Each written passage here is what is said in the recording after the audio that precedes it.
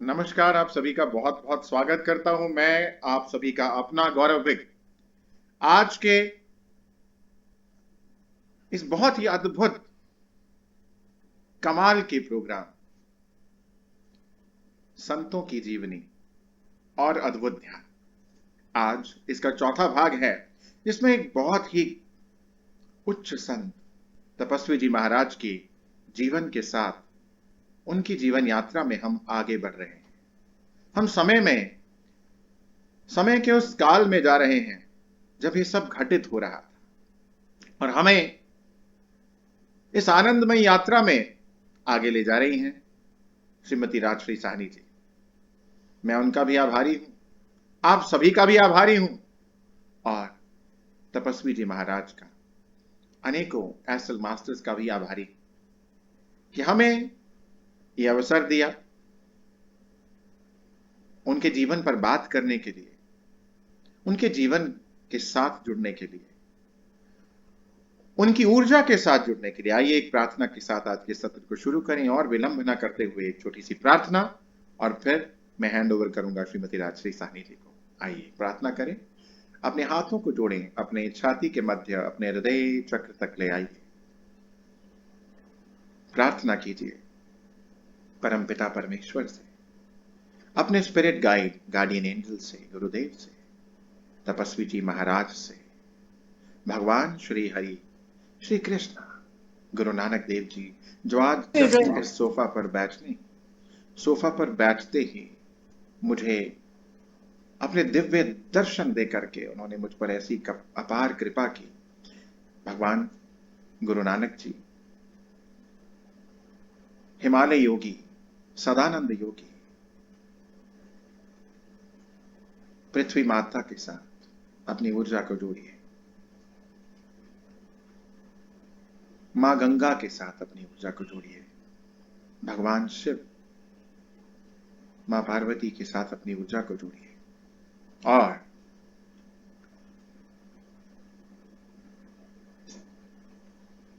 Astral masters जो भी आज के इस सत्र में हमारे साथ आना चाहें, भाग लेना चाहें, उन सभी को भी सादर प्रेम सहित इनवाइट कीजिए, आमंत्रित कीजिए। आइए प्रभु, और हमें इस यात्रा में आगे ले जाइए। इस ज्ञान से और ध्यान से हमारे जीवन का कल्याण, हमारा भौतिक जीवन भी और हमारा आध्यात्मिक जीवन भी उन्नत स्थितियों में हम पहुंचे, ऐसी कृपा करें। आइए अपनी आंखों को खोलिए। आइए और विलंब ना करते हुए मैं अब आमंत्रित करता हूं श्रीमती राजश्री साहनी जी को कि हमें तपस्वी जी महाराज के जीवन के बारे में आगे बताएं कि आगे क्या है, क्योंकि ये बहुत कमाल के संत की गाथा गुणगान हम गा रहे हैं, तो इसमें अब और नहीं रुकने का दिल करता है। आइए, मैं जानता हूं कि आप सब भी बहुत एक्साइटेड हैं, इसलिए मैं आमंत्रित करूंगा श्रीमती राजश्री साहनी जी को कि हमें आगे की कथा सुनाएं।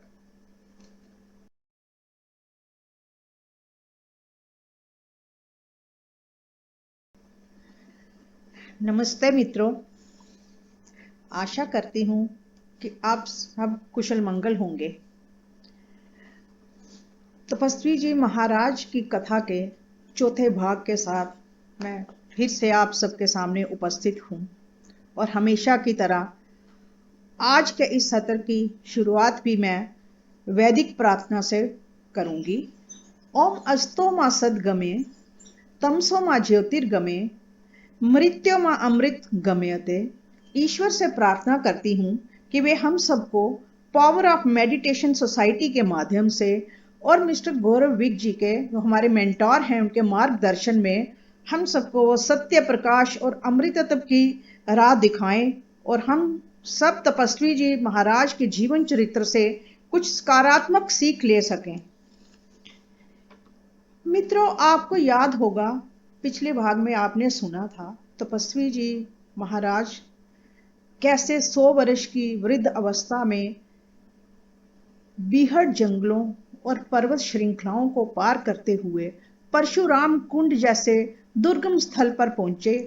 यहाँ एक नजदीक के पहाड़ पर रहने वाले महात्मा ने उनका कायाकल्प किया, और 100 वर्ष की आयु में उन्होंने पुनः यौवन अवस्था प्राप्त की।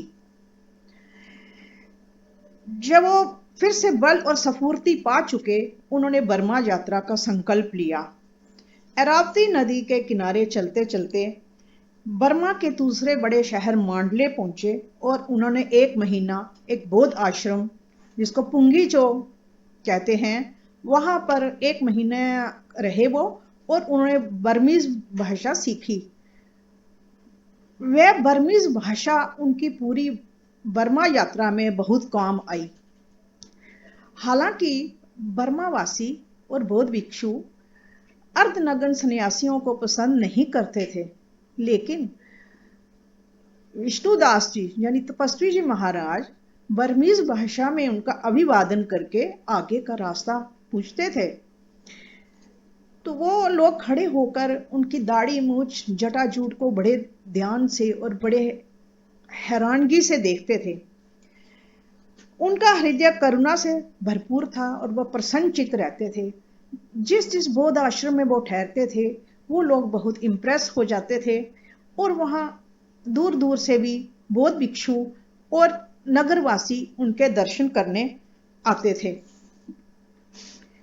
मित्रों, अरावती नदी के किनारे किनारे उन्होंने 3 महीने तक अपनी यात्रा की और अरावती नदी के भिन्न भिन्न रूप देखे।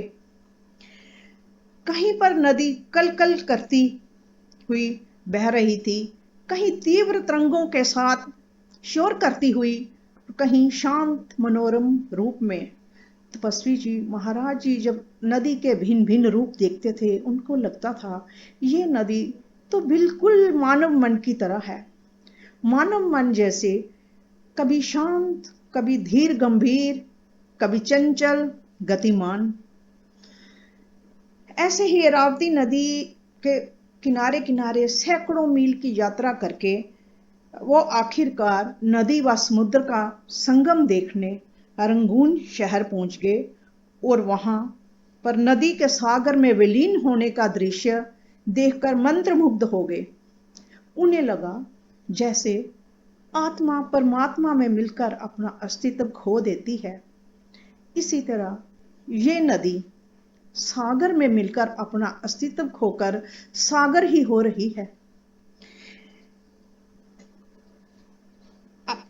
रात भर वे सागर किनारे रहे। मित्रों, मैं ये भी बताना चाहूंगी, ऐसा नहीं है कि नदी और समुद्र का संगम सिर्फ बर्मा में ही है। भारत में भी एक ऐसा स्थान है, आप समझे सुना होगा, गंगा सागर उसे कहते हैं। दूसरे भाग में आपने सुना था कि भागीरथी नदी गंगोत्री से निकलकर अलकनंदा नदी के साथ जब देवप्रयाग स्थान पर मिलती है तो उसका नाम गंगा हो जाता है। गंगा वहां से भिन्न भिन्न राज्यों से होते हुए आखिरकार कलकत्ता पहुंचती है। वहां पर कलकत्ता, जिसको हम पश्चिमी बंगाल भी कहते हैं, वहां पर पहुंचकर दक्षिण 24 परगना नाम का एक डिस्ट्रिक्ट है, उसकी सब डिवीजन है काकद्वीप, और वहां पर सागर आइलैंड नाम का एक द्वीप है। वहां पर गंगा समुद्र में मिलती है कपिल मुनि के आश्रम के पास। पौराणिक कथा के अनुसार जब भागीरथ जी ने, जैसे आपने पहले भी सुना था, भागीरथ जी ने अपने पूर्वजों की मुक्ति के लिए तप किया था, गंगा ने धरती पर आना स्वीकार किया, और जब वो आगे आगे और गंगा पीछे पीछे, वो पहुंचते पहुंचते वहां पर कपिल मुनि के आश्रम के पास पहुंच गए, जहां उनके पूर्वजों की अस्थियां पड़ी हुई थी। वहां गंगा ने उनके पूर्वजों की अस्थियों को अपने साथ बहाकर सागर में प्रवेश किया। उस तीर्थ को गंगा सागर कहते हैं। कहते हैं सारे तीर्थ बार बार, गंगा सागर एक बार, क्योंकि वहां पहुंचना थोड़ा कठिन है। यातायात के अलग अलग तरीकों से वहां पर पहुंचा जाता है, तो कुछ कठिन यात्रा है। चलिए आगे पहुंचते हैं हम। सारी रात जब उन्होंने रंगून में बिताई, समुद्र और नदी का संगम देखते हुए, जहाज, इलेक्ट्रिक लाइट्स, किश्तियां देखते हुए, पूरी रात रेत पर बिताकर वो वहां से रास्ता पूछते हुए आगे चल पड़े किसी आश्रम के लिए। मित्रों, रंगून नाम इस कथा में मैं जितनी बार ले रही हूं, एक नाम बार बार मेरे दिलो दिमाग में घूम रहा है, बार बार वो नाम गूंजता है और मुझे लग रहा है अगर मैं उस नाम का जिक्र ना करूं तो ये बहुत नाइंसाफी होगी। मित्रों, पहले भाग में आपने सुना था कि राजनीतिक उथल पुथल के चलते कृष्ण सिंह जी यानी तपस्वी जी महाराज पटियाला से दिल्ली बहादुर शाह जफर के पास गए थे सहायता मांगने। लेकिन सहायता के स्थान पर बहादुर शाह जफर ने उनको उपदेश दिया कि यह संसार नश्वर है, ये बीवी बच्चे, ये धन दौलत राजभोग सब नश्वर है। अच्छा है कि आप ईश्वर की उपासना करें। वहां से लौटते हुए अपने शहर जाने के जगह विष्णुदास जी हरिद्वार के रास्ते पर चल पड़े और रास्ते में ही सूर्य, पृथ्वी, वायु और अपनी आत्मा को साक्षी मान उन्होंने सर्वस्व त्याग कर दिया था। उन्हीं बहादुर शाह जफर का जिक्र मैं करना चाहती हूं। बहादुर शाह जफर मुगल सल्तनत के आखिरी बादशाह थे। एक कवि हृदय, कलाकार और एक स्वतंत्रता सेनानी भी थे वो। 1857 में जब आजादी की मांग बढ़ती गई, अंग्रेजों ने भारत पर कब्जा कर रखा था, आजादी की मांग बढ़ने लगी, तो 1857 में मेरठ छावनी में मंगल पांडे ने स्वतंत्रता की पहली लड़ाई का बिगुल बजाया और वो चिंगारी पूरे भारत में फैलती चली गई। बहादुर शाह जफर की सेना भी बगावत पर उतर आई, जिसके लिए बहादुर शाह जफर को कसूरवार मानते हुए अंग्रेजों ने उन पर मुकदमा चलाया और उनको मृत्यु दंड दिया। जब लोगों ने बहुत बगावत की और बहुत जुलूस वगैरह निकालने लगे तो उन्होंने मौत की सजा को बदलकर उनको देश निकाले की सजा दी और बर्मा में उनको रंगून जेल में भेज दिया। अब वो दिल्ली के शासक हर समय दरबारियों से घिरे हुए, राजसी शानो शौकत, और वहां बर्मा में रंगून में लकड़ी का एक खस्ता हाल मकान में उनको कैद रखा गया। 21 पुत्रों में से 18 पुत्र उनके कत्ल कर दिए गए और बाकी 3 में से 2 पुत्र और एक बेगम उनके साथ रंगून में रहे। बहुत ही गरीबी की जिंदगी, बहुत परेशान वो, कहाँ बादशाह और कहाँ वो एक साधारण से कैदी अपने देश के बाहर। अब वो एक उर्दू शायर भी थे, तो वहां पर काफी कुछ उन्होंने लिखा। अपनी मुसीबत को सुनाते सुनाते इनका एक शेर है तो बहुत लंबा, लेकिन मैं 2 लाइनें ही आपको कहूंगी जिससे उनकी परेशानी का पता चलता है। भरी है दिल में जो हसरत, कहूं तो किससे कहूं, सुने है कौन मुसीबत, कहूं तो किससे कहूं। आप अंदाजा लगा सकते हैं कि कितने अकेले और कितने परेशान थे वो। इस अकेलेपन, गरीबी से जूझते जूझते वे बीमार हो गए। तो ऐसी अवस्था में पहुंच गए जब उनको लगने लगा कि वो अब नहीं बचेंगे, अब उनकी मृत्यु निश्चित है। उनके दिल में एक इच्छा उठी कि मेरा शरीर जो मेरी मृत्यु के बाद एक खास जगह पर दफनाया जाए। उन्होंने वो इच्छा अंग्रेज अधिकारियों के पास भेजी, लेकिन उनकी इच्छा ठुकरा दी गई। अब वो खास जगह कौन सी थी? दिल्ली की अरावली श्रेणी, पर्वत श्रेणी है अरावली, वहां मेहरौली नाम का एक स्थान है। वहां पर एक जफर महल है जो बहादुर शाह जफर के वालिद यानी उनके पिताजी ने, अकबर शाह द्वितीय ने बनवाया था। 3 मंजिला वो महल बहुत ही खूबसूरत था भी और है भी अभी भी। उसके खंडरात बताते हैं कि वो कितना सुंदर महल था। बहादुर शाह जफर गर्मियों में अपना समय बिताने उस महल में जाया करते थे। उसी महल में 4 कब्रें बनी हुई हैं। उनमें से एक कब्र उनके पिता की है और वहीं पास में उन्होंने खाली जगह छुड़वा रखी थी कि मेरी मौत के बाद मेरा शरीर यहां पर दफन किया जाएगा। लेकिन अब वो रंगून में थे, उन्होंने इच्छा जाहिर की, लेकिन किसी ने उनकी इच्छा नहीं मानी। तो उन्होंने एक बहुत ही मशहूर शेर लिखा, कह दो इन हसरतों से कहीं और जा बसें, कह दो इन हसरतों से कहीं और जा बसें, इतनी जगह कहाँ है दिले दागदार में। दिले दागदार में कि उनका दिल जख्मी जख्मी था, उस समय बहुत परेशान थे वो। कह दो इन हसरतों से कहीं और जा बसें, इतनी जगह कहाँ है दिले दागदार में, कितना बदनसीब है जफर, कितना बदनसीब है जफर, दफन के लिए 2 गज जमीन भी ना मिली कुएं यार में। क्या वो कह रहे हैं कुएं यार का मतलब सूफी भाषा में होता है प्रेयसी की गली, लेकिन यहां पर कुएं यार का मतलब है अपने सगे संबंधियों के निकट, जो कि मैंने बताया आपको कि जफर महल, और वो चाहते थे जफर महल में उनको दफन किया जाए, लेकिन उनकी वो इच्छा पूरी ना हो सकी।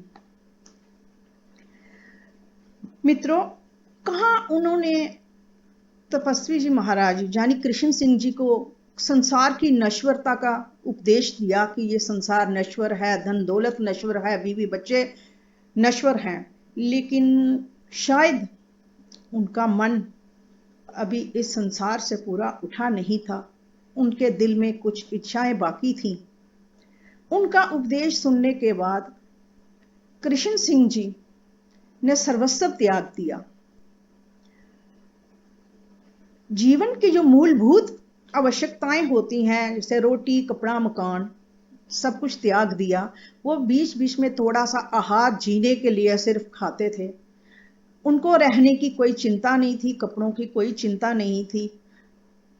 नंगे बदन नंगे पांव वो सब जगह यात्रा करते रहे। उन्होंने अपने जीवन में ही मुक्ति प्राप्त कर ली थी। वो मुक्त हो चुके थे इस संसार से, अपनी इस दुनिया की इच्छाओं से, लेकिन शायद उनको उपदेश देने वाले बहादुर शाह जफर पूरी तरह से इच्छा मुक्त नहीं हो चुके थे। उनको एहसास हो गया था कि मेरी मृत्यु नजदीक ही है, लेकिन फिर भी उनके मन में एक इच्छा थी कि मेरे शरीर को उस खास जगह पर दफनाया जाए। बहादुर शाह जफर जी का जिक्र करते करते मन बहुत उदास हो गया है, क्योंकि उनकी आने वाली जो पीढ़ियां थी, कुछ जो लोग थे अभी भी वो बड़ी गरीबी की जिंदगी जी रहे हैं। कुछ रंगून में है, कुछ कलकत्ता या कुछ दिल्ली में भी है।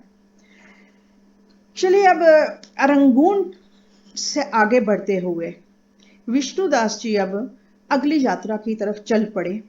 रंगून से वो फिर परशुराम कुंड जाना चाहते थे, क्योंकि जिन महात्मा ने उनका कायाकल्प किया था और वो बर्मा उनके साथ आए थे, उन्होंने उनको जब वापस भेजा था, बोला आप परशुराम कुंड में जाकर ठहरिए, यहां से मैं वापस आकर आपके दर्शन करूंगा। वो फिर चल पड़े परशुराम कुंड की तरफ। अब रास्ते में उनको एक गुफा दिखाई दी। अब वो जहां भी यात्रा करते थे, रास्ते में रुकते रुकते, तपस्या करते करते, समाधि करते करते, तो एक गुफा उनको दिखाई दी। उस गुफा में वो तपस्या करना शुरू हो गए। आसपास रहने वाले लोगों ने बताया कि इस गुफा में एक सिद्ध पुरुष तपस्या करते थे। उनको आंखों से नजर नहीं आता था, लेकिन यहाँ की जमीन बहुत बंजर थी। उनके तप के फलस्वरूप यहाँ जमीन जो उपजाऊ हो गई, इसी कारण आज यहाँ फलदार वृक्ष लगे हुए हैं। उन्होंने सोचा मैं उस सिद्ध पुरुष से मुलाकात करूं, लेकिन वो सफल नहीं हो पाए, उनसे मुलाकात नहीं हुई उनकी। हम गुफा में कुछ दिन रुकने के बाद वो फिर चल पड़े बिहड़ जंगल में। बिहड़ जंगल में चलते चलते वो रास्ता भूल गए।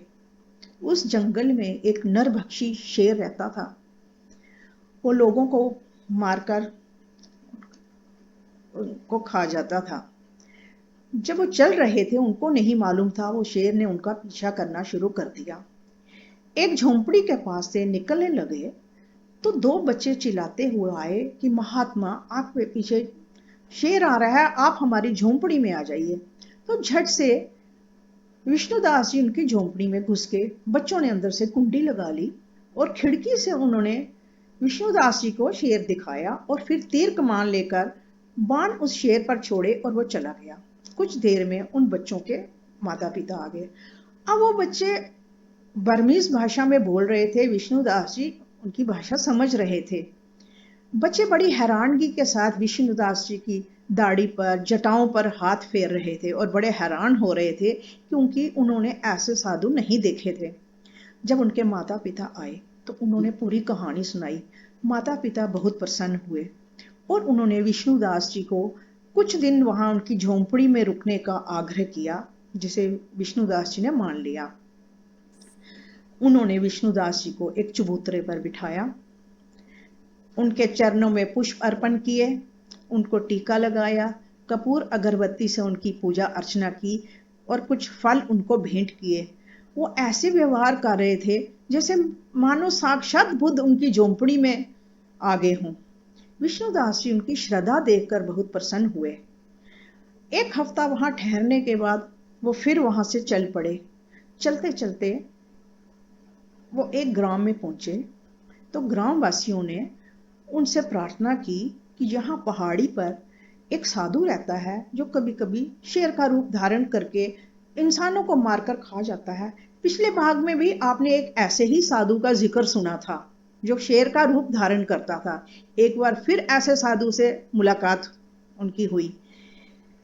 उन्होंने पूरी कहानी सुनी और उन्होंने तय किया कि इस साधु से वो उनको मुक्ति दिलाएंगे। अब वो पर्वत पर चढ़ाई करके उस गुफा में पहुंच गए। गुफा खाली थी। वो ध्यान में वहां बैठ गए। जैसे ही रात हुई, ध्यान में थे वो, अचानक से उनको लगा तीव्र प्रकाश गुफा में फैल गया है। एक दिगंबर साधु उनके सामने खड़ा था जिसके नेत्र बिजली के बल्ब की तरह चमक रहे थे। वो साधु बोला, आप एक पंजाबी साधु हैं, आपने साहस किया इस गुफा में आने का, नहीं तो आज तक इस गुफा में कोई भी नहीं आया। तो उसने कुछ केले विष्णुदास जी के आगे रखे। विष्णुदास जी ने केले खाए। फिर उसने तंबाकू और चिलम रखी। विष्णुदास जी ने इनकार कर दिया। उन्होंने बोला कि मैं तंबाकू या चिलम नहीं लेता। बैठ गए उसके पास। फिर उन्होंने सारी कहानी सुनाकर, जो ग्रामवासियों ने उनको सुनाई थी, उन्होंने सच पूछा कि आप बताओ मुझे कि सच क्या है। तो उसने बोला कि मैं भारतवर्ष पूरा घूम चुका हूं, मैं अब बर्मा के जंगलों में बहुत देर से तपस्या कर रहा हूं। ये ग्रामवासी मेरी तपस्या में रुकावट डालते हैं, इसलिए कभी कभी मैं शेर का रूप धारण करके शिकार करने जाता हूं। मैं इंसानों को नहीं मारता क्योंकि मैं भी एक सन्यासी हूं। ये डर के मारे इस गुफा में नहीं आते, इससे मेरी तपस्या में कोई रुकावट नहीं पड़ती। तो विष्णुदास जी ने उनको बोला कि आप ग्रामवासियों को परेशान करना और उनको डराना छोड़ दीजिए, आप एक तपस्वी हैं। तो उन्होंने बोला ठीक है, मैं आपकी आज्ञा का पालन करूंगा। इस विषय पर चर्चा करते करते एक बार उन्होंने अपने जब शिष्यों को यह सारा बताया तो उनके शिष्यों ने हैरानगी जताई। बोले ऐसा कैसे हो सकता है, कोई मनुष्य शेर का रूप कैसे धारण कर सकता है। तो विष्णुदास जी ने बताया, उन्नत मायावी शक्तियों द्वारा यह संभव है। मेरे पास भी कुछ शक्तियां हैं लेकिन मैं उनको इस्तेमाल नहीं करता, क्योंकि ये मायावी शक्तियां जब हम इस्तेमाल करते हैं तो फिर हमारे आध्यात्मिक पथ पर रुकावट आती है। आध्यात्मिक पथ पर आगे बढ़ने के लिए ये आवश्यक है कि हम मायावी शक्तियों के चक्कर में ना पड़े। अब अरंगून से वो मांडले की तरफ चल पड़े, क्योंकि मांडले से होकर ही उनको परशुराम कुंड जाना था। अब वो फिर एक पर्वत पर गए तो वहां उन्होंने देखा कि दो कुटिया बनी हुई थी। उनमें से एक कुटिया खाली थी। वह खाली कुटिया में बैठकर तपस्या करना शुरू हो गए। थोड़े दिन के बाद दूसरी कुटिया से एक लंबे से महात्मा बाहर निकले और विष्णुदास जी ने उनको प्रणाम किया। दोनों का आपस में परिचय हुआ। फिर वो तपोमित्र हो गए। तपोमित्र यानी कि दोनों तपस्या करने वाले, पास पास रहने वाले। उन महात्मा ने बताया कि मेरा नाम जगन्नाथ दास है, मैं उड़ीसा से आया हूं, यहां बहुत वर्षों से तपस्या कर रहा हूं मैं। एक दिन दो अनोखी गोलियां जगन्नाथ दास लाए और विष्णुदास जी को दिखाई। उन्होंने बोला, इनमें से कोई भी एक गोली अगर हम मुंह में रखें, हम आकाश में पक्षियों की भांति उड़ सकते हैं। एक गोली विष्णुदास जी ने अपने मुंह में रखी। दोनों हाथ फड़फड़ाते हुए वो आकाश में उड़ने लगे। कुछ देर उड़ान भरने के बाद धरती पर आ गए। मित्रों, सदियों से इंसान की इच्छा रही है कि वो खुले आकाश में पक्षियों की भांति विचरण कर सके, लेकिन ये किसी बिरले बिरले को ही नसीब होता है। हम साधारण इंसान तो ऐसा नहीं कर सकते। धरती पर आने के बाद उन्होंने जगन्नाथ दास को बोला कि मैं 7 वर्ष के लिए तपस्या करना चाहता हूं। कोई मुझे ऐसी गुफा दिखाइए यहां पर कोई रुकावट ना हो। जगन्नाथ दास ने उनको वो गुफा दिखाई। वहां 7 वर्ष तक तपस्वी जी महाराज ने तप किया। जब वो तप करते थे, उनका एक किसान से परिचय हो गया। किसान ने सोचा ये एक महात्मा है, इनकी सेवा की जाए। किसान क्या करता था, 15 दिन में एक बार आकर उनकी गुफा में दाल चावल छोड़ जाता था। फिर उनको विष्णुदास जी ने बोला कि आप 3 महीने में आया कीजिए। कारण पूछने पर उन्होंने बोला, मैं मित आहार लेता हूं, मैं ज्यादा नहीं खाता। 5 दिन के बाद एक मुट्ठी दाल चावल पकाता हूं और वही खाता हूं मैं। 7 वर्ष तपस्या करने के बाद वे मांडले पहुंच गए। मांडले की गलियों में तेज तेज चलते हुए वो जा रहे थे। उनको जल्दी थी परशुराम कुंड पहुंचने की। अब जैसा कि मैंने एक बार पहले भी बताया, बर्मा पर भी अंग्रेजों ने कब्जा कर लिया था। वहां आजादी की मांग बढ़ने लगी थी, तो अंग्रेजों को डर हो गया कि कहीं ये आजादी ना ले लें, ये बगावत ना कर दे बर्मावासी। अब इसलिए कोई भी किसी भी व्यक्ति पर वो उनको संदेह होता था, वो उनको पकड़ लेते थे। तो अंग्रेज अधिकारियों ने तपस्वी जी महाराज यानी विष्णुदास जी को एक जासूस समझकर पकड़ लिया। उन्होंने बहुत बताया कि मैं तपस्वी हूं, मैं तपस्या करता हूं, ऐसे ऐसे मैं अलग अलग जगह पर घूमता हूं। अब उन्होंने बोला, ठीक है, अपनी सच्चाई आप साबित कीजिए। आप यहाँ के 2 प्रतिष्ठित जमींदारों को बुलाइए, अगर वो आपकी गवाही देंगे तो ठीक है, हम मान जाएंगे। अब एक अनजान देश में विष्णुदास जी, वो एक तपस्वी, कहां वो जानते थे जमींदारों को, वो भी प्रतिष्ठित जमींदार जिनको वो अंग्रेज अधिकारी भी जानते हों। लेकिन वो परेशान नहीं हुए। ज्यादा से ज्यादा वो बौद्ध आश्रम में ही रुकते थे। बौद्ध भिक्षुओं से ही उनकी थोड़ी बहुत जान पहचान थी। अब बौद्ध भिक्षु तो इस चक्कर में पड़ते नहीं थे और वहां से वो कहां उनको बुलाने जाते। अब उन्होंने उनको कारागार में बंद कर दिया। विष्णुदास ठहरे एक तपस्वी। उनके लिए पर्वत, तालाब, नदी, समुद्र, पहाड़, गुफा, समतल मैदान सब एक जैसे थे। जब सर्वस्व त्याग दिया उन्होंने किन्हीं कष्टों की चिंता नहीं की। वो कारागार में आराम से बैठ गए। उनके लिए वो भी एक वैसा ही था जैसे बाकी जगह थी। 9 दिन बीत गए ऐसे ही, ध्यान करते रहे वो। 10वें दिन क्या हुआ कि भगवान श्री कृष्ण उनके सामने प्रकट हो गए और बोला, महात्मा, आप इस कारागार से मुक्त हो जाएंगे। यहां से मुक्त होने के बाद आप वृंदावन में जाकर स्थित हो जाइए। बहुत घूम लिए आप। तो विष्णुदास जी ने बोला, भगवान, कह तो आप ठीक रहे हैं, लेकिन जब मैं यहां से मुक्त हो जाऊंगा तभी तो आपकी आज्ञा का पालन कर पाऊंगा। तो अंतर्ध्यान हो गए कृष्ण। थोड़ी देर के बाद भगवान श्री कृष्ण, जैसा तपस्वी जी महाराज ने अपने शिष्यों को बताया और उन्होंने आगे उनके एक्सपीरियंस जो लिखे, भगवान श्री कृष्ण एक बर्मा के प्रसिद्ध व्यक्ति के रूप में जेलर के पास पहुंच जाते हैं और कहते हैं, आपकी कैद में महात्मा है, उनको छोड़ दीजिए। विष्णुदास जी को वहां बुलाया गया। अंग्रेज अधिकारियों ने उनसे पूछा, क्या आप इन महात्मा को जानते हैं? उन्होंने बोला, हाँ, मैं तो इनसे बहुत बार मिल चुका हूं, आप इनको छोड़ दीजिए, ये जमानत ले लीजिए। अब जमानत के कागज वगैरह आ गए, उन्होंने वहां पर हस्ताक्षर किए और विष्णुदास जी को वहां से आजादी मिल गई। अब जब आजादी मिल गई तो वहां से वो फिर से पहुंच गए परशुराम कुंड, क्योंकि उन्होंने वायदा किया था उन महात्मा से, मैं वहां आकर मिलूंगा। लेकिन परशुराम कुंड में उनको वो महात्मा नहीं मिले।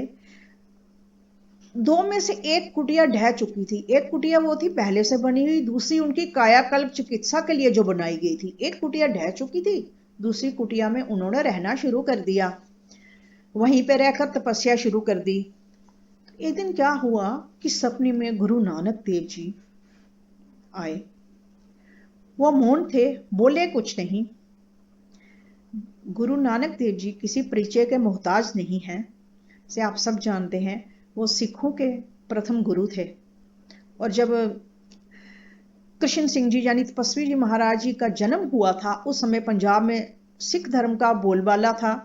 और पहले भी आप सुन चुके हैं कि गुरु ग्रंथ साहब में उनको अगाध श्रद्धा थी और गुरु नानक देव जी में भी अगाध श्रद्धा उनको थी। गुरु नानक देव जी ने ही ओम, ओम तो आप सब जानते हैं, मेरे तो छोटा मुंह बड़ी बात हो जाएगी अगर मैं ओम का कोई गुणगान करूं। तो गुरु नानक देव जी ने ओम के साथ पहले एक लगाया और ओम के बाद कार लगाया। एक ओंकार, ईश्वर एक है, स्त्री पुरुष हम सब उसकी संतानें हैं। तो गुरु नानक देव जी में अगाध श्रद्धा थी, लेकिन उनको ये कभी उन्होंने नहीं सोचा था कि वो सपने में ऐसे आएंगे। गुरु नानक देव जी ने आकर उनकी दो जटाएं काट दी। जैसे ही उन्होंने जटाएं काटी, वो सपने से चौंक कर उठ पड़े। जैसे ही उन्होंने सिर पर हाथ फेरा और देखा दो जटाएं जमीन पर कटी हुई पड़ी हैं, वो समझ गए कि ये गुरु नानक देव जी ने उनको अपना शिष्य स्वीकार किया है। वो आनंद और कृतज्ञता से भर गए और उन्होंने फिर वहां से आगे की यात्रा आरंभ कर दी। परशुराम कुंड से निकलकर विष्णुदास ब्रह्मपुत्र नदी के किनारे चलते चलते फिर एक गांव में पहुंचे। ब्रह्मपुत्र नदी जो है, ये भी कैलाश मानसरोवर से निकलकर तिब्बत, अरुणाचल प्रदेश, असम, वेस्ट बंगाल होती हुई बांग्लादेश जाकर बंगाल की खाड़ी में मिलती है। ये रेड रिवर भी कहा जाता है इसको, क्योंकि जिस धरती से गुजरती है वहां लोह तत्व अधिक पाया जाता है, उस कारण इसका रंग जो है लाल हो जाता है। और जैसे आपने सुना होगा बिहार, झारखंड में कोसी नदी बड़ा उपद्रव मचाती है, इस तरह असम में ब्रह्मपुत्र नदी बहुत उपद्रव मचाती है। इतने खतरनाक तरीके से वहां बाढ़ आ जाती है। तो उस स्थान पर वो पहुंचता, नदी के किनारे चलते चलते एक निर्जन स्थान पर पहुंच के और 2 वर्ष तपस्या करने लगे। वहां उनकी भेंट एक ब्रह्मचारी नाम के युवक से हुई। वो युवक उनकी सेवा करने लगा। तो सेवा करते करते क्या हुआ कि 2 वर्ष बीत के जब एक दिन वो आध्यात्मिक चर्चा कर रहे थे उसके साथ, अचानक से उन्होंने आंखें बंद कर ली। ब्रह्मचारी ने सोचा वो ध्यान में चले गए हैं, तो उनको स्वर्ग जैसी अनुभूति हुई।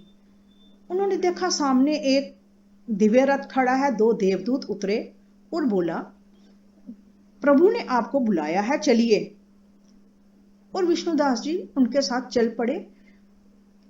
वो उनको स्वर्ग में धर्मराज के पास ले गए। धर्मराज ने पूछा कि महात्मा जी आपके कैसे आने हुआ?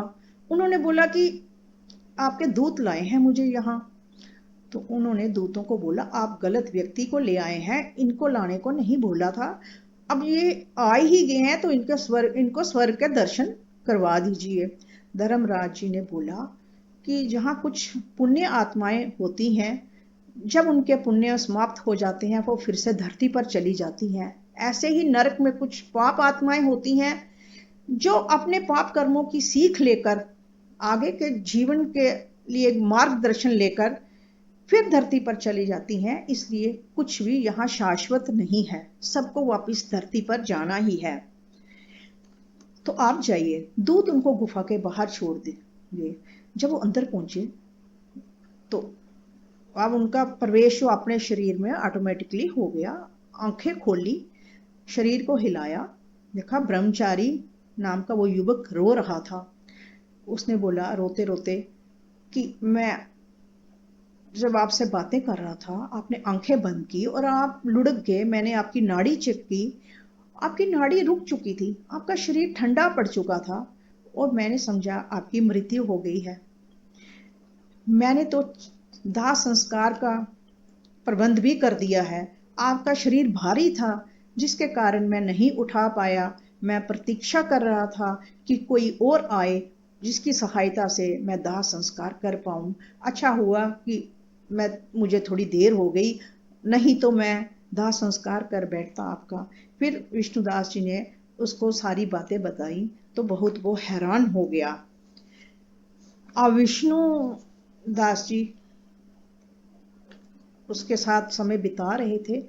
उसके आगे मैं अब विराम देती हूँ कथा को और अगले भाग में आप जरूर जुड़िए।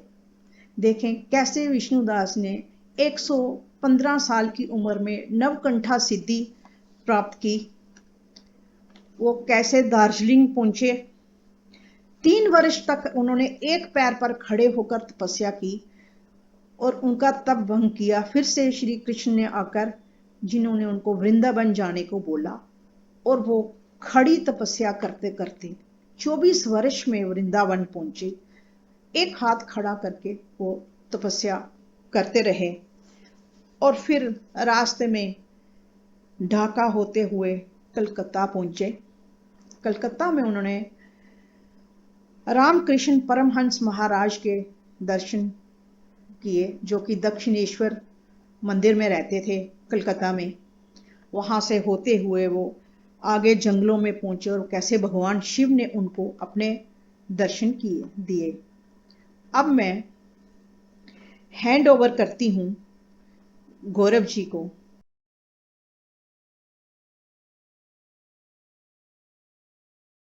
आइए इस अति सुंदर यात्रा में आगे बढ़ते हैं।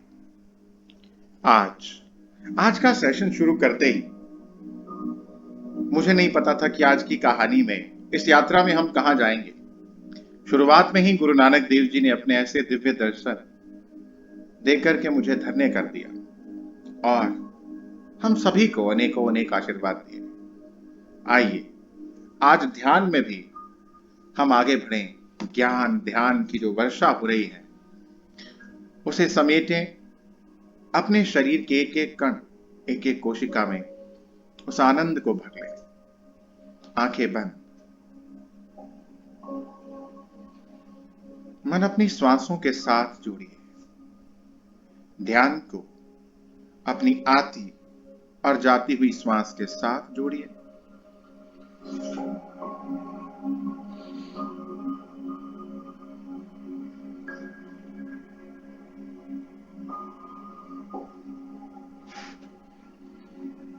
एक एक श्वास हमें अपने शरीर मन के पार ले जा रही है। एक एक श्वास हमें अपने शरीर मन के पार ले जा रही है।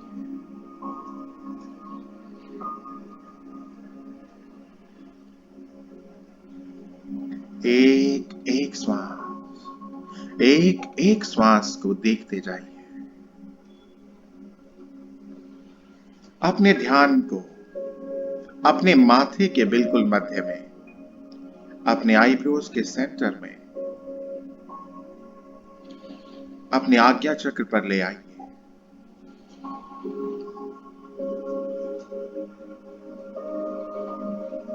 एक चमकता हुआ प्रकाश का बिंदु यहां दिखाई दे रहा है। एक चमकता हुआ प्रकाश का बिंदु, a small ball of light। इसे देखते देखते और गहरे आनंद की अवस्था में और गहरे ध्यान की अवस्था में, जहां शरीर, मन, विचार और भावना कुछ भी नहीं, बस केवल हम अपने दिव्य स्वरूप में, अपने आत्म स्वरूप में स्वयं को देख रहे हैं।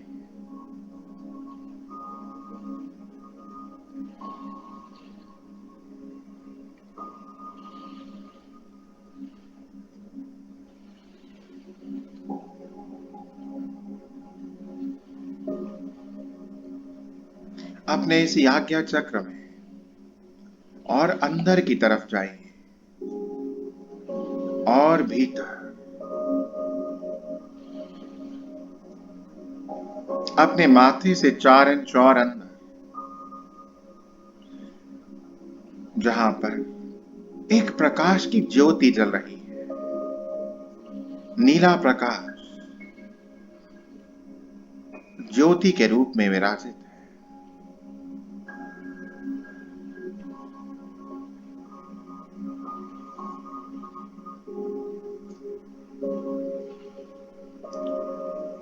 इसे देखिए और इसमें एक हो जाइए।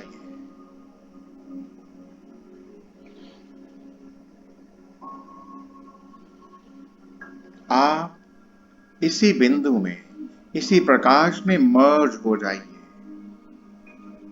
आप यही प्रकाश हैं, आप यही लाइट हैं।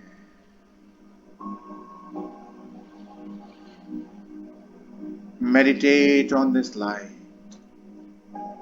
जाने दें, जाने दें, जाने दें।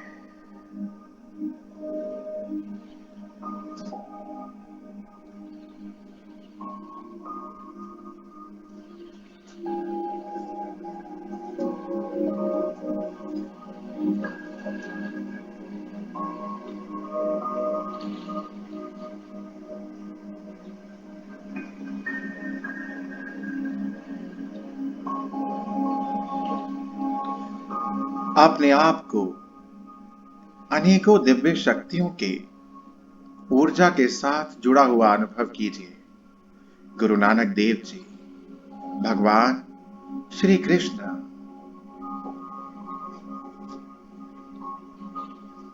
भगवान शिव अर्धनारीश्वर के रूप में,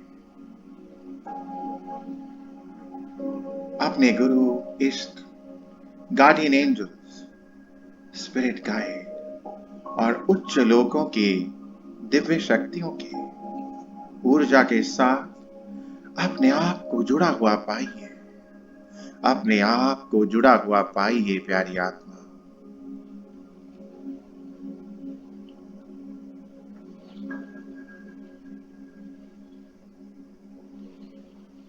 आप भीतर आकाश में उड़ रहे हैं, स्वतंत्र एक प्रकाश के बिंदु के रूप में आप उड़ रहे हैं, उड़ रहे हैं, उड़ रहे हैं।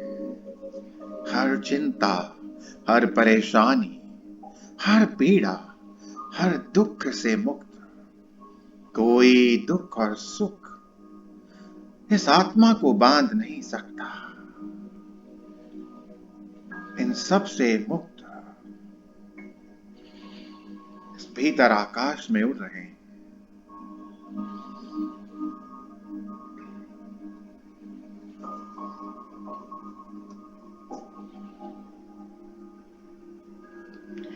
मार्गदर्शन मांगिए इन सब दिव्य शक्तियों से और देखिए आकाश से चमकती हुई एक किताब आपकी ओर आ रही है।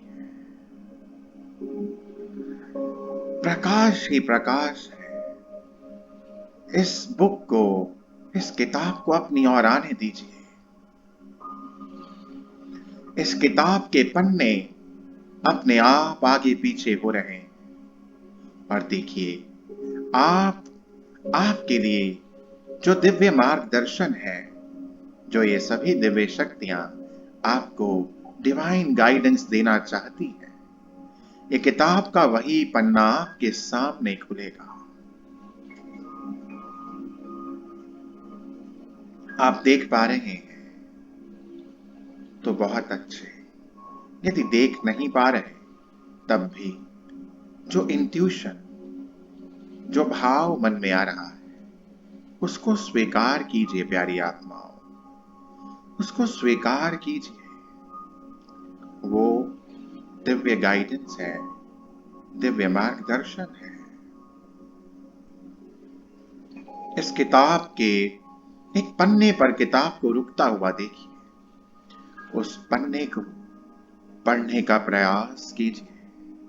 क्या लिखा है, क्या लिखा है, आपके लिए क्या मार्गदर्शन है। देखिए प्यारी आत्मा, और गहरे में जाइए, अलाव कीजिए, अलाव कीजिए, अलाव कीजिए और देखिए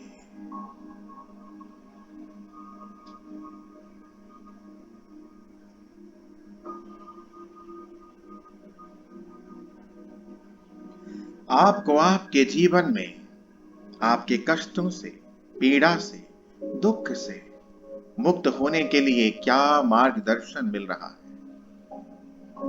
उसको स्वीकार कीजिए।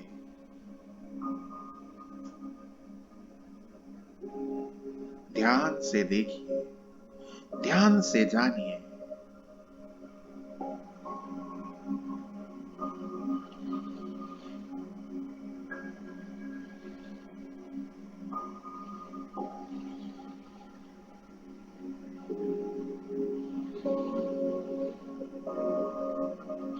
आपको भौतिक जीवन में, आध्यात्मिक जीवन में उन्नत स्थितियों तक पहुंचने के लिए क्या मार्गदर्शन मिल रहा है, देखिए। इस पुस्तक को फिर से एक नए पन्ने पर खुलता हुआ और ये डिवाइन बुक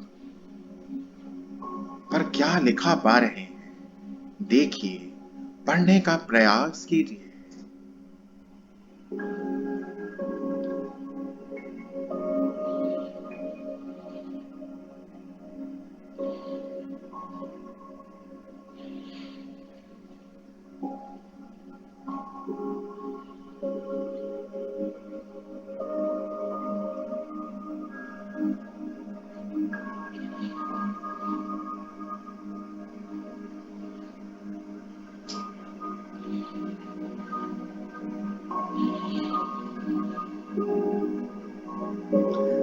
आकाश से इन सभी दिव्य शक्तियों का आशीर्वाद आपकी ओर आ रहा है। एक सफेद प्रकाश को आकाश से एक झरने की तरह नीचे की ओर बहता हुआ अनुभव कीजिए।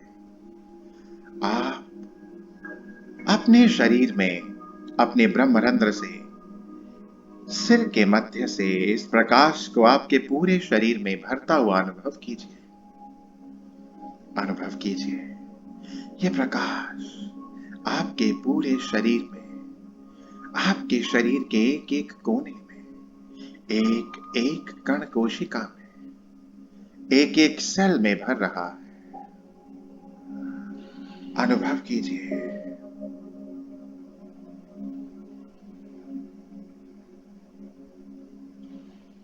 आपका शरीर, मन पूरी तरह से रिलैक्स हो चुका है। एक नई शांति, एक नए आनंद को अपने भीतर, शरीर के एक एक कण में, एक एक स्नायु में, एक एक हड्डी में, एक एक कोशिका में, एक एक सेल में बढ़ता हुआ अनुभव कीजिए।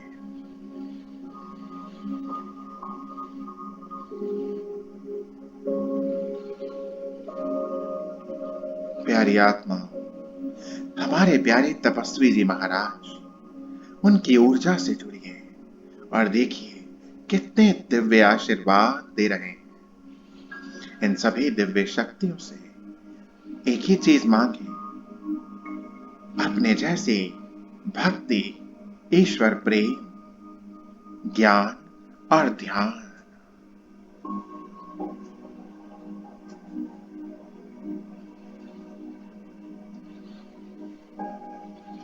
मानो आकाश से एक शब्द गूंज रहा है, ओम। ओम की ध्वनि पूरे ब्रह्मांड में गूंज रही है। ओम की ध्वनि आपके भीतर गूंज रही है। सभी हम सबको दिव्य आशीर्वाद दे रहे हैं, भक्ति का, ज्ञान का, ध्यान का। चारों ओर एक प्रकाश ही प्रकाश हो चुका है। हम एक बड़े से पिरामिड के अंदर बैठे हैं।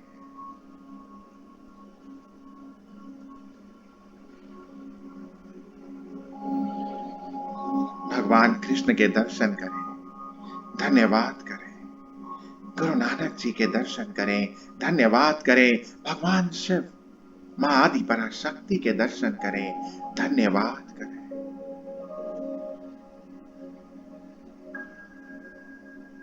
अपने दोनों हाथों को अपनी छाती के मध्य अपने हृदय चक्र तक ले आएं और जोड़ लें। वहां पर अपने हाथों को रखें, अपने हृदय से उनको धन्यवाद दीजिए।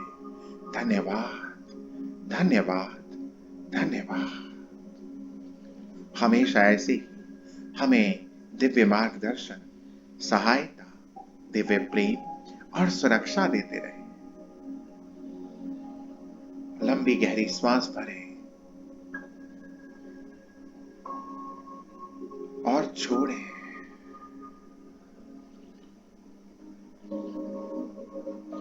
अपनी हथेलियों को नीचे रखिए। धीरे धीरे अपने शरीर में वापस लौटेंगे। अपने शरीर में वापस लौटिए प्यारी आत्मा। मेरे 1 से 3 तक गिनते गिनते आप पूरी तरह से अपने शरीर में वापस लौट आएंगे। 1, अपने शरीर में वापस लौटिए। 2, अपने शरीर में वापस लौटिए। मेरे 3 कहते ही आप पूरी तरह से अपने शरीर में वापस लौट आएंगे। और 3, आप पूरी तरह से अपने शरीर में वापस लौट चुके हैं। धीरे धीरे अपनी हथेलियों को अपनी आंखों पर रखिए। 5, 4, 3, 2, 1 और 0। एक बड़ी सी मुस्कान के साथ अपनी आंखों को खोलिए। अपनी उंगलियों के साथ अपनी बॉडी को मसाज कीजिए। अपना सिर का भाग, माथा, चेहरा, गर्दन और गला, कंधे, बाजू, कोहनी, कलाई, छाती, पेट, पीठ, कमर, कूल्हे, जांग, घुटने और पिंडलियां।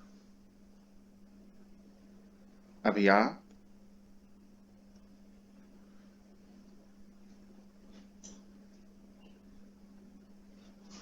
आप अपना अपना अनुभव मेरे साथ साझा करना शुरू कर सकते हैं।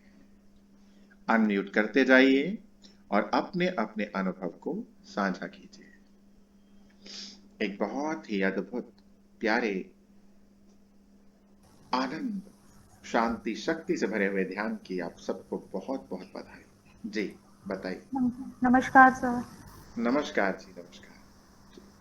सर आपने जैसे ध्यान में जैसे जैसे हम बढ़ रहे थे तो आपने जैसे बोला कि आप अपनी तरफ किसी किताब को देखिए, तो सर उस समय ऐसे लगा जैसे गरुड़ जी महाराज जी के हाथ में, वो बिल्कुल ब्लैक हैं और गोल्डन कलर का उन्होंने क्राउन डाला हुआ है, अपने हाथ में वो बुक लेके मेरी तरफ आ रहे हैं नीचे की तरफ। फिर जब जी पन्ने, आपने बोला कि पन्ने पलट रहे हैं, तो काफी देर तक मुझे नहीं पता चला कि उसमें क्या है, ना कोई भाव थे। लेकिन बाद में ऐसे लगा कि वहां पे उस पन्नों में जब आपने बोला कि जो हमारा जीवन है उसके लिए आपको क्या संदेश आ रहा है, तो उसमें से लिखा था चिंता, जैसे मुझे भाव आ रहे थे कि चिंता नहीं करनी है किसी चीज के लिए। हम्म हम्म तो दूसरी बार जब हम आध्यात्मिक की तरफ मैंने उनसे अपनी गाइडेंस चाही, तो सर वहां पे मुझे आ रहा था कि झरने की तरह बह रहा है, कि आपको एक झरने की तरह बहते रहना है इसमें, हम्म, क्या बात है, झरने की कितनी तरह बहना है आपको। और कितनी बड़ी बात है कि जी जो मनुष्य जीवन है ये दूसरों को देने के लिए ही है। जैसे झरना निरंतर बहता जा रहा है, वो नहीं देखता कि उसका जल, उसकी धारा किसको, किसके पास जा रही है, वो जल कौन ले रहा है, कौन जी स्नान कर रहा है, कौन पानी पी रहा है, वो नहीं देखता, केवल बहता जा रहा है, देता जा रहा है, देता जा रहा है। इसी तरह और से कितना बड़ा संदेश है जी। ऊर्जा इतनी ज्यादा थी सर, बिल्कुल अपने आप में मुझे दिखा है पूरी ऊर्जा। और लास्ट में सर जब आप मुझे बोल रहे थे हम सबको कि वापस आइए, तब मेरा शरीर, सूक्ष्म शरीर, मुझे था कि जैसे तपस्वी जी महाराज जो कुंड बताया वहां पे, तो उस कुंड में परशुराम आप, कुंड। परशुराम कुंड के सामने जो मैम ने बोला था कि सामने पहाड़ी है, तो सर मुझे लग रहा था कि मैं वहीं पे बैठी हुई तपस्या कर रही हूँ। क्या बात है, बहुत बढ़िया, बहुत बढ़िया। Thank you. कमाल का अद्भुत अनुभव, बहुत बढ़िया, बहुत बढ़िया, बहुत बढ़िया। जी जी, और बताइए। हाँ जी, और शेयर करिए। हाँ जी, हाँ जी, अनुराधा आंटी आपने किया, किसी ने अनम्यूट किया, बताइए। नमस्कार जी। जी जी जी। बड़ी मजे की बात ये है कि जैसे ही वो भजन लगा था, उसी टाइम मैं ध्यान में जाना शुरू हो गई थी। जी कहानी सुनते सुनते भी बड़ा आनंद आया। ऐसे लग रहा था कि जैसे हम भी उसी में चल रही हैं, तपस्वी जी महाराज जी के साथ ही। फिर जैसे ही आपने स्टेज संभाली और आप हमें ध्यान में ले गए, वैसा वैसा ही फील हो रहा था। बुक आई गोल्डन अक्षर में, ध्यान से यही था कि ध्यान करो, हम्म पहले आया शांत रहो। तो हम्म फिर आपने कहा कि सेकंड पन्ने पे फिर से खोलिए बुक, तो उस पे था ध्यान करो। हम्म तो जैसे आपने कहा कि वो सभी ब्लेस कर रहे हैं हमें, तो वैसा ही फील हुआ। तपस्वी जी महाराज दो जटाओं में कटे हुए देखे और आशीर्वाद दे रहे थे। हम्म तो बड़े बड़े एक्सपीरियंस हुए। पूरे खुले आसमान में थे हम, मतलब कि हम सूक्ष्म रूप में थे तो खुला आसमान था। और भी बड़े हुए, लेकिन वो बता नहीं सकते, कुछ याद रहते हैं, कुछ नहीं रहते हैं। बहुत बढ़िया, बहुत बढ़िया, बहुत अच्छी अच्छा। बात है। और अद्भुत। ध्यान में भी थे। हम्म ये नहीं कि खाली एक्सपीरियंस ही हुए, ध्यान भी अच्छा लगा। बहुत बढ़िया, बहुत बढ़िया, बहुत अच्छी बात, अच्छी और बात। हाँ, आपकी कमी बड़ी लग रही थी, शाम को भी बैठे थे कि आप अभी जी करवाओगे जी हमें जी, तो मेडिटेशन और वो भी नहीं चलिए। हुई। जी जी जी, आगे आगे रेगुलरली चलता रहेगा कार्यक्रम, जरूर होगा। धन्यवाद, धन्यवाद जी। हाँ जी, हाँ जी, और बताइए जी। अनम्यूट करते रहिए, अपना अपना अनुभव जरूर साझा कीजिए। मैं देख रहा हूँ अभी भी कुछ लोग ध्यान की अवस्था में हैं। अनम्यूट करिए, अनुभव साझा करना इतना आनंदकारी कार्य है, क्योंकि यहाँ हम सब लोग कौन बैठे हैं, हम सब लोग स्पिरिचुअल बडीज हैं, आध्यात्मिक आध्यात्मिक भाई बहन बैठे हैं। तो हमारी सबकी यात्रा चल रही है, आध्यात्म में आगे बढ़ रहे हैं। यहाँ हम अपने अनुभवों को जब से साझा करते हैं, दूसरे के अनुभवों को सुनते हैं, अपना अनुभव साझा करते हैं, तो और भी आगे बढ़ते हैं, और भी उच्च अनुभवों की ओर आगे बढ़ते हैं। इसलिए अनुभव जरूर बताया करें, जरूर साझा किया करें। बाद में शेयर करते हैं अनुभव, जरूर बताया करें जी। करिए अनम्यूट एक एक करके।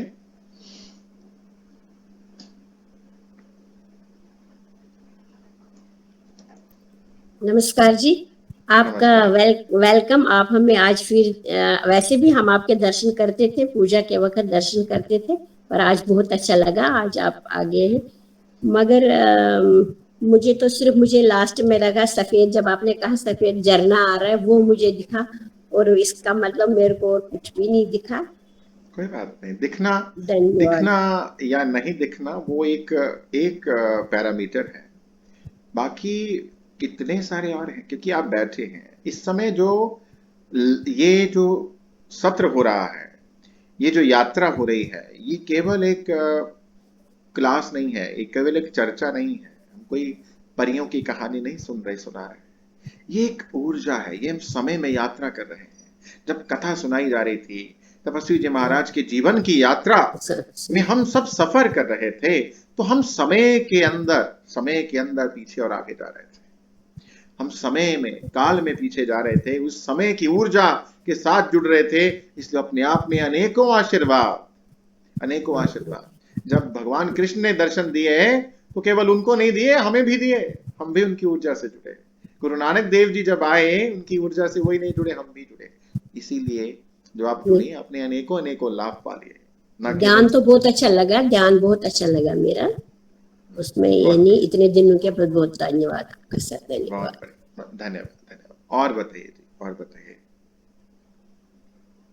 हाँ जी, अनम्यूट करते जाइए वन बाय वन, हमें भी आपसे फीडबैक लेना अच्छा लगता है, सो दैट हम और बेहतरी की और आगे बढ़े। आप लोग YouTube पर भी इस ध्यान को दोबारा कीजिए, तिबारा कीजिए, 4 बार कीजिए। जितनी बार करेंगे आप पाएंगे कि आपके अनुभव और बेहतर हो रहे हैं, आपको और गाइडेंस आ रहा है, और मार्गदर्शन आ रहा है। ये कहानी सुनिए, सुनते सुनते आप वहीं जा रहे हैं, बिकॉज हर ध्यान जो ये संत की जीवनी के साथ जुड़ा हुआ है, उनकी यात्रा से रिलेटेड होता है। मुझे आज नहीं पता था कि आज राजश्री बहन जी कौन सी कहानी सुनाने वाले हैं, कौन सा भाग पूरा होने वाला है, पर मुझे आज आंखें बंद करते ही, इस सत्र को शुरू करते ही गुरु नानक देव जी ने ऐसे दर्शन दे दिए, और आज कथा में भी उनका जिक्र हो गया। सो ये है, हम कैसे लाइव उनकी ऊर्जा के साथ जुड़े हुए हैं। हाँ जी, बताइए अपना अनुभव साझा कीजिए। और कौन है हमारे साथ? कई लोग और जुड़े हुए हैं, अनेकों लोग हैं, बट अनुभव नहीं साझा करते हैं। अनुभव साझा कीजिए। मैं नाम तो नहीं। गुरु जी प्रणाम। हाँ जी। आज दर्शन तो हुए, अच्छा हुआ, लेकिन वो और कुछ नहीं अनुभव हुआ। दर्शन कृष्ण जी के अनेकों संत, अनेकों ऋषि मुनि, अनेकों गुरु, अनेकों ऐसे वैरागी जो संसार के सुख छोड़ करके पहाड़ों में, गुफाओं में भोजन पानी त्याग करके बैठ जाते हैं केवल दर्शन के लिए। और आपको दर्शन भी हुए, दर्शन तो हुए आज। ये तो अनुभव हुआ आज, अच्छा भी तो लगा। आपको कितना बढ़िया अनुभव हुआ, इसके लिए तो आपको बहुत बहुत बधाई। आपको बहुत बहुत धन्यवाद, आपके जरिए ये हुआ। नहीं, हमें तो ध्यान लगा, जानते ही नहीं थे ध्यान कैसे क्या लगाया जाता है। ये ध्यान में भी एक धारा है ना। आपने जब वो कथा सुनी, कहानी सुनी, आप साथ में बह रहे हैं, आप साथ में कितना ज्ञान पा रहे हैं, आप उनके जीवन में उसी पल जो हो रहा है उसके साथ जुड़ रहे हैं, तो फिर ध्यान और अच्छे से हो जाता है। और आज तो जब तपस्वी जी महाराज को इतने दिव्य दर्शन हुए, तो फिर आपको तो, हम सबको तो वो नहीं थे। आज तो वैसे ही ईश्वर के दर्शन खुले। बहुत बधाई। धन्यवाद आपको जी।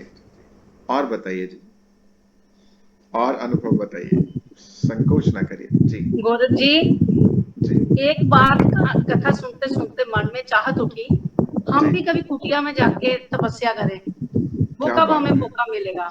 ये ईश्वर से आपने मांग लिया, मौका मिलेगा। घर वाले आपको ऑनलाइन आना बंद ना करा दे, बस मौका तो मिलना चाहिए। ईश्वर करे हमें भी कभी मौका मिलना चाहिए। इसके लिए हमने पीछे एक स्पिरिचुअल वेकेशन रखा था, तो वो एक किस्म का कुटिया ही था। जब घर से, अपनी रसोई से, अपने सब इन चीजों से किसका फोन ना आ जाए, कोई डोर बेल ना बजा दे, दूध वाला ना आ जाए, ये कोई और ना आ जाए, तो हमने एक स्पिरिचुअल वेकेशन रखी थी। अभी अगली स्पिरिचुअल वेकेशन हम ऋषिकेश में करने जा रहे हैं, तो वो कुटिया में बैठने वाला ही हिसाब होगा। आनंद भी, सुख भी, और कुटिया जैसा ध्यान भी। तो जरूर उसका लाभ लीजिएगा, जरूर। ईश्वर ने चाहा वो भी। सर उसमें हमारा नाम जरूर नोट कर लेना। आपका कर लिया जी, कर लिया। जरूर कर लिया जी। धन्यवाद। धन्यवाद। हम और हस्बैंड बताइए। वाइफ दोनों चलेंगे दोनों। जरूर जरूर जरूर, आपको सूचना आएगी, ग्रुप में सूचना हाँ, भेजी जाएगी। हाँ जी, मेरे हस्बैंड भी चलेंगे, मैं भी चलूंगी, दोनों चलेंगे। जरूर जरूर, आप ध्यान करते रहिए, देखिए ईश्वर ने आप पर कितनी कृपा करनी है। निर्मल जी, बहुत बहुत बहुत बढ़िया, बहुत बहुत बधाई आपको।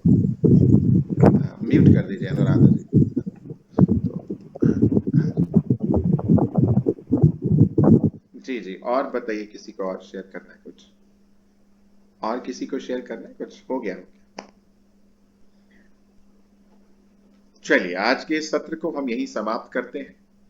मैं फिर आपको एक सुझाव देना चाहूंगा कि YouTube पर इस कथा को दोबारा सुनिए और आंखें बंद करके सुनिए। इस कथा को, कहानी को, इस जीवनी को दोबारा तिबारा सुनिए। चाहे आप चलते फिरते बैठे हैं, धूप में बैठे हैं, एसी चलाकर बैठे हैं, सुबह बैठे हैं, शाम को बैठे हैं, रात को बैठे हैं, खाना खा रहे हैं, पर आंखें बंद कर लीजिए अगर हो सके, तो आप देखेंगे कि आप कहां कहां पहुंच रहे हैं। फील करिए और फिर साथ ही में ध्यान कीजिए। देखिए मजा, देखिए कृपा कैसे बरसती है, कई गुना होकर के बरसती है।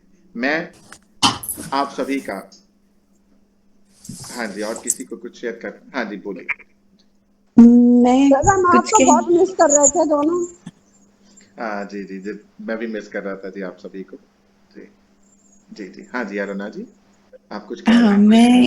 मैं ये कह रही थी कि जब राजश्री जी ऑलरेडी कहानी बोल रही थी तो ध्यान तो तभी से लग गया था। इट वाज लाइक बहुत कि आंखें बंद करके एक यात्रा हो रही थी जब वो बोल रही थी। So beautiful. तो फिर आपने जब बोला वो इट वाज ए बोनस, तो it was just a continuous journey. किताब भी दिखी, उसमें मैसेज भी दिखा। It was a beautiful session. बहुत अच्छा, बहुत अच्छा। आप दोनों का बहुत बहुत धन्यवाद। और बहुत बहुत यहाँ पे सभी जुड़ी हुई आत्माओं का भी धन्यवाद, क्योंकि उन सबकी भी ऊर्जा इसमें होती ही है। हाँ जी जी जी, बिल्कुल, ये थैंक यू सो मच। आप सभी का बहुत बहुत आभार। हमें ये सेवा का अवसर देने के लिए उस परमेश्वर का, उन सब दिव्य शक्तियों का बहुत बहुत आभार। मैं अपनी तरफ से, श्रीमती राजश्री साहनी जी की तरफ से आप सभी का धन्यवाद करता हूँ।